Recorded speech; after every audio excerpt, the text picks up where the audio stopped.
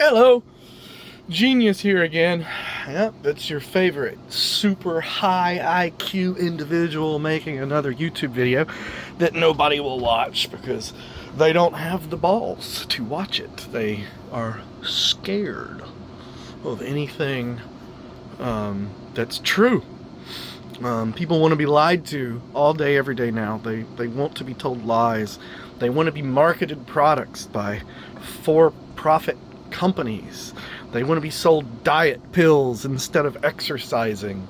They want to be given free welfare instead of bettering themselves and becoming educated and capable.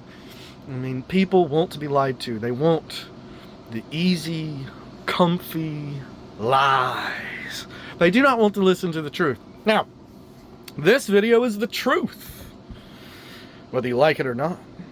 In this video, I'm going to explain to you very quickly, very succinctly, very easily, why burning books advances society and progresses society and makes everything better.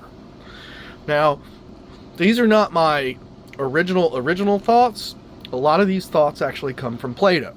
You've never read Plato. Don't pretend you have. I've read Plato. Almost all of it. Plato wrote a lot. I've read almost all of it. I'm going to explain to you once again why burning books advances and progresses society forward, and it's a good thing. And then I'm going to end the video by explaining why democracy is pure evil. Once again, these are not my original thoughts. This is just Plato. So if you don't like this, then go to your local college university and tell them to stop teaching Plato, because they still teach Plato in college. All right, here we go. So books can basically be broken down into, and remember, I'm just simplifying and making a very quick and easy video. Books can basically be broken down into two different categories, right? You've got the non-fiction, the facts books that are telling truth. And then you've got the fictional books, right? Which is just telling somebody's make-believe fiction that they came up with. This is basically the two different categories of books that you have in the world. Now, sometimes these categories cross over because you can have, for example, a biographer that writes a biography about somebody, and then you find out a lot of it is fictional and a lot of it was dramatization, and the author took liberties, right? Also, you can find fictional books that are actually based in reality. Like I'm currently working on one right now that's about a spaceship that is designed to last like 500,000 years. So the book is based in real engineering, but the book is fiction. Now, if you burn all of the books on planet Earth today, let's say that we get every single book on planet Earth today, and I do mean book in both the paper form, the physical form, and also the digitized form. We get every single book on planet Earth and we put it all in a pile, right?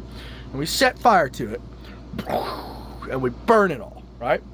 What will happen is that after another 1,000 years or another 2,000 years or whatever, every single non-fiction book, every single book that is based in reality, every book that is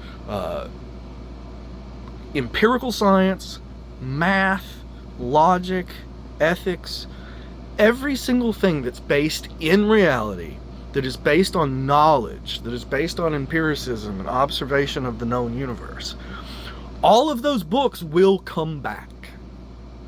They will come back again. Every single thing, from gravity to the speed of light, everything will be rediscovered, rewritten down, and republished once again. So burning books in no way stops the progress of science, technology, and all that stuff, because it will all come back once again. It will be rediscovered. Now, what will not come back when you burn books?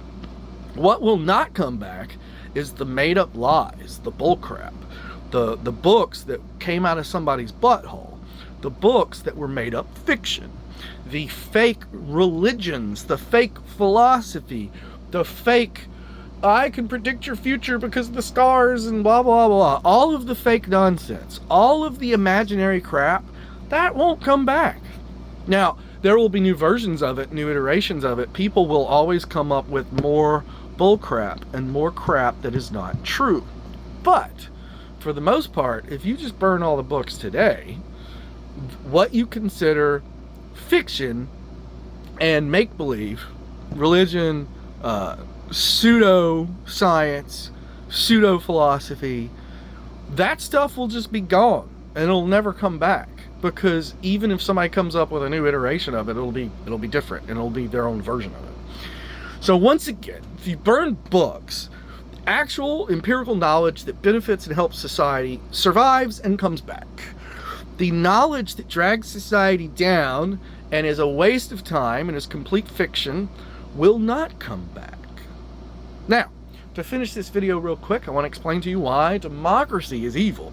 And when politicians get on TV and they talk about save our democracy, you should be more afraid of the word democracy than a prisoner of war is afraid of their captors.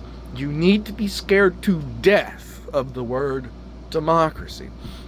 The reason why is because democracy is the ability of the majority to enslave the minority through voting. In an absolute pure democracy, 60% of people in America could just vote to kill 40% of people in America. 60% of people in America could just vote to force the rest of the Americans to take Islam, for example. Like, democracy is evil. Anytime you have people voting to push power and authority and force upon other people, that's evil. And that goes against human nature. That goes against the way human societies are supposed to work. And democracy, there's never, ever in the history of the world been a democracy that has survived. Because every single time a democracy has risen on planet Earth, the exact same thing happens. The people start to vote to give themselves free things, and then the treasury of the country is looted until it plummets to zero. That's where we are today in America, by the way. America is currently bankrupt. The treasury goes to zero. The ability of the country to produce and make things goes away, because instead of producing and making things, the people would just sit at home and vote for free stuff. So, once again, these two concepts that I've broached upon in this video. Number one, if you burn books, you don't actually harm society, because what is considered real, genuine knowledge, textbook knowledge, empirical science knowledge, will come back. You did nothing to stop it. And democracy is something you should run away from, screaming and hollering as fast as you possibly can. Because in a democracy, the majority can vote to override your freedoms, to override your life, to override your liberty, and to override your bank account. You have no freedom if there's a democracy. This is the reason why the Founding Fathers of America came up with a constitutional republic.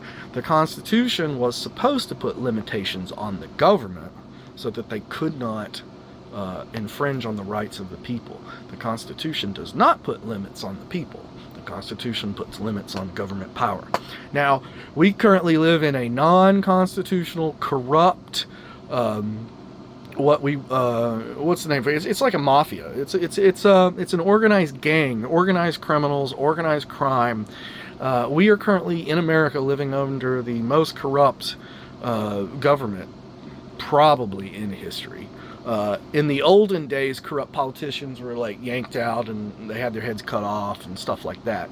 Today, if you're a corrupt politician and you're into some shady stuff, you just get promoted straight to the White House. If you're a pedophile and you're into raping children, you just get promoted straight up to the CIA, man. I mean, it is what it is. We're currently living under evil, we're currently living under corrupt, and we're currently living under democratic force, which means you are not free. Not free at all. Wake up! Wake up, Americans. Wake up.